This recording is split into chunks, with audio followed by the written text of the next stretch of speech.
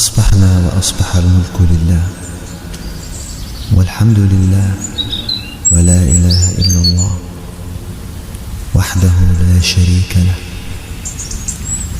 له الملك وله الحمد وهو على كل شيء قدير. ربي أسألك خير ما في هذا اليوم وخير ما بعده، وأعوذ بك من شر ما في هذا اليوم وشر ما بعده. ربي أعوذ بك من الكسل وسوء الكبر. يا صباح النور والورد والياسمين والتفاؤل والرضا على احلى متابعين في الدنيا كلها. ازيكم حبايب قلبي، عاملين ايه؟ يا رب تكونوا بخير وفي احسن حال. لو لسه لاول مره بتشوفيني، معاكي شيماء من قناه نوري بيتك وحب حياتي. قبل ما نبدا الفيديو هنصلي على رسول، اللهم صل وسلم وبارك على سيدنا محمد وعلى اله واصحابه وسلم. جايلكم في فيديو جديد وروتين جديد ويوم جديد. اهم حاجه قبل ما ابدا الفيديو ما تنسونيش باللايك والاشتراك في القناه، تفعيل الجرس على الكل عشان يوصلك مني كل جديد فضلا وليس امرا. النهارده كده هنقضي مع بعض روتين جميل كده وخفيف، يا رب يكون خفيف على قلوبكم وتكونوا كده بتحبوني وبتحبوا فيديوهاتي زي ما انا بحبكم وبتعب علشانكم وبنتج فيديوهات عشان تشوفوها، واستنى كومنتاتكم كمان الحلو. اول حاجه كده دخلت على غرفه الاطفال، كانت بصراحه على بعضها. كانت يعني ايه بقى لي كام يوم بخرج وكده بنزل، يعني كنتش موجوده في الشقه، كنت عند والدتي. فطبعا جيت بقى يعني ايه بصوا كده ايه، قمت عليها بقى، شلت بقى الفرش بتاع السراير وغيرت كده زي ما انتم شايفين، وفتحت بقى البلكونه على اخرها عشان الشمس بقى وكده ايه تدخل في الاوضه. وكمان بقى ايه شمست للحفه والمخدات. اهم حاجه الشمس دي بتطهر كل حاجه بجد والله. يعني استنوا كده استغلوا لحظه الشمس دي، لان طبعا انتوا عارفين في الشتاء قليل قوي لما الشمس بتدخل يعني، او ان هي بتطلع في يوم. معظم الاوقات اليوم بيبقى مغيم، فنستنى كده اللحظة اللي الشمس بتيجي فيها ونطهر حاجتنا كده من الميكروب والبكتيريا ومن اي حاجة وحش. تاني حاجة بقى دخلت كده، كان عندي بقى غسيل، يعني غير بقى الفرش السرير اللي انا لميته مش هغسله النهاردة، هغسله بكرة. بس كان عندي بقى غيارات تانية كده، فقلت ايه يعني ايه قسمتهم كده نصين، قلت هاخد بقى النهارده جزء وبكره جزء. وبعدين بقى دخلت على المطبخ كده وريتلكوا، يعني نوعا ما مش متبهدل قوي.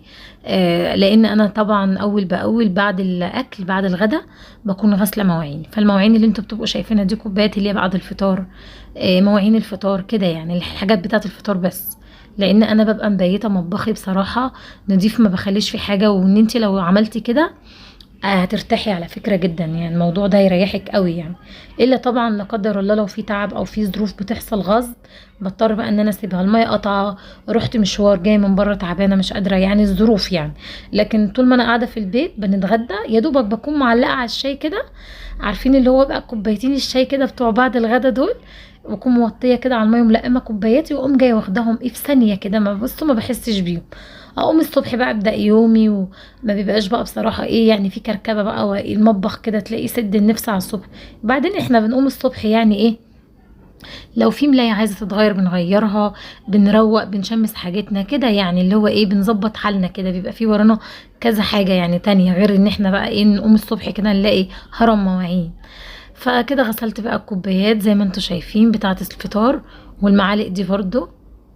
بس ممكن بقى لو معلقه من بالليل، لان انا ساعات بنام يعني بصراحه. بنتي الصغيره ساعات والله هتصدقوني لو قلت لكم ان هي ساعات بتنام بعديها بشويه، بس بسيبها فاللي هو ايه يعني، بس ببقى واخده بالي منها برضه. فممكن مثلا اقوم اعمل لها كوبايه عصير اي حاجه، فالمعلقه بقى غصب عني بصراحه ما ببقاش قادره يعني، فاهم، ببقى عايزه انام بقى. لكن بتبقى حاجات بسيطة يعني. لكن مواعين الغدا نفسها والحلل والأطباق والحاجات دي كلها ببقى غاسلة كل دوت، مبيتة مطبخي زي الفل. هنا بقى بدأت برضو اغسل الكوباية دي كده بالسبونشة، وبعدين بقى اغسل الحوض بتاعي كويس جدا، وبعدين هغسل الحنفية. وزي ما انتم شايفين بقى بالشكل ده. قومي بقى شمري هدومك كده لو وراكي حاجة. مستنية مين يجي يعملك يا اختي؟ مستنية مين؟ وبعدين بقى لو وصلتي معايا لحد هنا ما تنسينيش باللايك الجميل بتاعك، اثبتي وجودك كده باللايك الحلو بتاعك. ربنا يا رب يبارك لكم ويبارك فيكم ويديمنا في حياة بعض نعمة كده، يديمكم في حياتي نعمة ويخليكم ليا كده يا رب، ما تحرمش منكم ولا من لايكاتكم الجميلة. انا بصراحة يعني بشكر كل حد اشترك عندي في القناة، سواء اخت او اخ، على راسي من فوق بجد، على الفيديو اللي فات واللي قبليه. بجد بشكركم ودعمكم ووقوفكم جنبي ده هو اللي بيخليني دايما استمر كده وبيديني دفعة ان انا اقوم اصور وانزل فيديو. يعني بجد يعني يا رب كده ابقى دايما تحت حسن ظنكم ليا. وعاوزة اقول لكل حد عنده حلم او نفسه ان هو يحقق حاجة، بلاش حد يحبطه. يعني والله بجد يعني افضلوا بس كده على يعني على تفكيركم اللي هو يعني على مبدأكم، ما تتخلوش عن مبدأكم يا جماعة. والله بجد يعني انا فكرت كتير قوي، كنت مهزوزة في حاجات كتير قوي في الاول، كانت دايما بتخليني ان انا يعني ما كملش بصراحة. بس ما كنتش بمشي غير ورا طموحي وغير حلمي وغير هدفي. هنا بقى دخلت المطبخ عشان نعمل بقى سوا كده الغدا. هنعمل بقى اكل بسيط جدا، ولو انت بقى محتارة تعملي اكل ايه يعني اديني بقى بساعدك. كان عندي 3 بطاطسات كده حلوين، قطعتهم كده خرطتهم حلقات بس مش رفيعين يعني، بعرضهم شوية عشان يستحملوا ايه السوا يعني مع الفراخ وكده.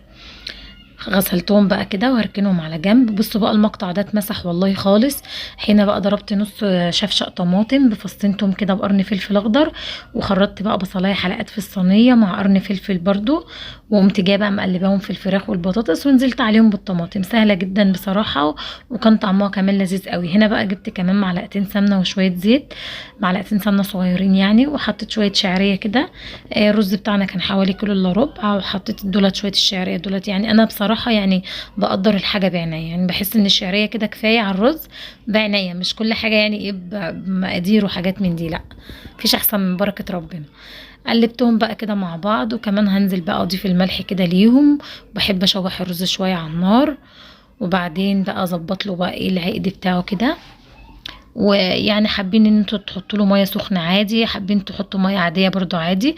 بصوا هنا بقى كده بحط المعلقه عشان بحس كده ان الرز لو مرتاح في الميه يبقى كده العقد بتاعه مظبوط. هنا بقى ايه بنتي كنت بعتها تجيب لي مرق الدجاج، كانت في الدرس اصلا اتاخرت عليا ما كانش عندي، فحطيت ايه كده مكعب كده على النار. بحب بصراحه اضيف لصينيه البطاطس مكعب دجاج يعني بيديها طعم برضو وريحه حلوه. وارجع بقى ايه تكمل سواها كده تاني. هنا بقى جيت على المواعين بتاعه الغدا، يعني مش بتاعه الغدا اللي احنا كلنا فيها، لا اللي هي طلعت من الاكل على النار. طبق الرز بقى والطبق بتاع الفراخ والطبق بتاع البطاطس والشفشق بتاع الخلاط، الحاجه كده اللي انا وسختها كده بسرعه ارجع انضفها في ثانيه كده ايه عشان ما يتركمش عليا مواعين بعد الغدا. بصوا بقى الجمال، ريحتها ايه تحفه. يلا بقى نشوف الاكل سوا.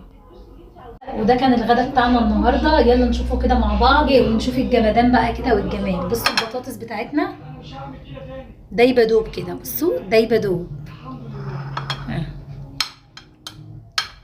دايبه. بصوا الشكل تحفه بجد. بصوا الفراخ كده دايبه دوب كده وجميله برضو اهي دايبه دوب. بس الرز بتاعنا بقى النهارده كمان مفلفل كده ولا معجن. طبعا جنب الاكله الجامده دي كده ما ننساهوش. ولو انت محتاره تعملي اكل ايه قومي كده اعملي الاكله دي جامده جدا. وايه يا رب بقى الفيديو يكون عجبكم، ما تنسونيش بلايكات كتير قوي للفيديو ده، واشوفكم في فيديو جديد. مع السلامه.